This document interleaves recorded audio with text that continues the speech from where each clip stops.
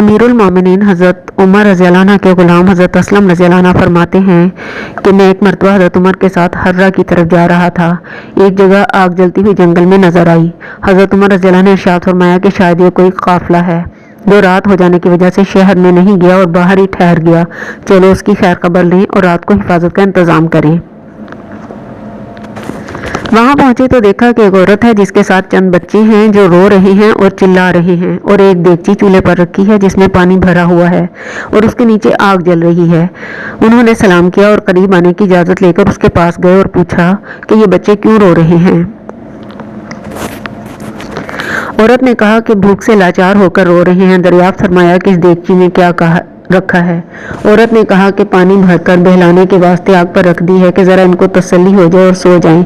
امیر المومنین عمر کا تو میرا اللہ ہی فیصلہ کرے گا کہ میری اس تنگی کی وہ خبر ہی نہیں لیتے۔ حضرت عمر رضی اللہ عنہ رونے لگے اور فرمایا کہ اللہ تجھ پر رحم کرے، بھلا عمر کو تیرے حال کی کیا خبر؟ کہنے لگی وہ ہمارے امیر بنے ہیں تو ہمارے حال کی خبر بھی رکھنی چاہیے۔ اسلم رضی اللہ عنہ کہتے ہیں کہ مجھے حضرت عمر رضی اللہ عنہ اپنے ساتھ لے کر واپس ہوئے اور ایک بوری میں بیت المال سے کچھ آٹا، کھجوریں، چربی، کچھ کپڑے اور کچھ درہم لیے، غرض اس بوری کو خوب اچھی طرح بھر دیا اور فرمایا کہ یہ میری کمر پر رکھ دو۔ میں نے عرض کیا کہ میں اٹھا لیتا ہوں۔ آپ رضی اللہ عنہ نے فرمایا نہیں، میری کمر پر رکھو۔ 2-3 مرتبہ جب میں نے اصرار کیا کہ آپ میری کمر پر رکھ دیں تو فرمایا کہ قیامت میں بھی کیا تو ہی میرے بوجھ کو اٹھائے گا؟ نہیں، اس کو میں ہی اٹھاؤں گا، اس لیے کہ قیامت میں بھی مجھ سے ہی اس کا سوال ہوگا۔ میں نے مجبور ہو کر بوری آپ کی کمر پر رکھ دی۔ آپ نہایت تیزی کے ساتھ اس کے پاس تشریف لے گئے، میں بھی ساتھ گیا۔ وہاں پہنچ کر اس کی دیگچی میں آٹا، چربی اور کھجوریں ڈالی اور اس کو چلانا شروع کیا اور چولہے میں خود ہی پھونک مارنا شروع کی۔ اسلم رضی اللہ عنہ کہتے ہیں کہ آپ رضی اللہ عنہ کی گنجان داڑھی سے دھواں نکلتا ہوا میں دیکھتا رہا، یہاں کے حریرہ ساتھ تیار ہو گیا۔ اس کے بعد آپ نے اپنے دستے مبارک سے نکال کر ان کو کھلایا۔ انہوں نے خوب پیٹ بھر کر کھانا کھایا اور اس کے بعد ہنسی میں مشغول ہو گئے۔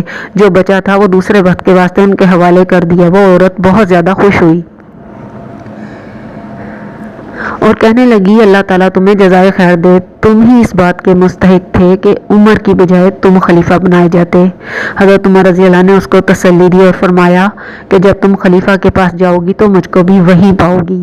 حضرت عمر رضی اللہ اس کے قریب ہی ذرا ہٹ کے زمین پر بیٹھ گئے۔ تھوڑی دیر کے بعد بیٹھنے کے بعد چلے گئے اور فرمایا میں اس لیے بیٹھا تھا کہ میں نے ان کو روتا ہوئے دیکھا تھا اور میرا دل چاہا کہ میں تھوڑی دیر ان بچوں کو ہنستے ہوئے بھی دیکھوں۔ سبحان اللہ۔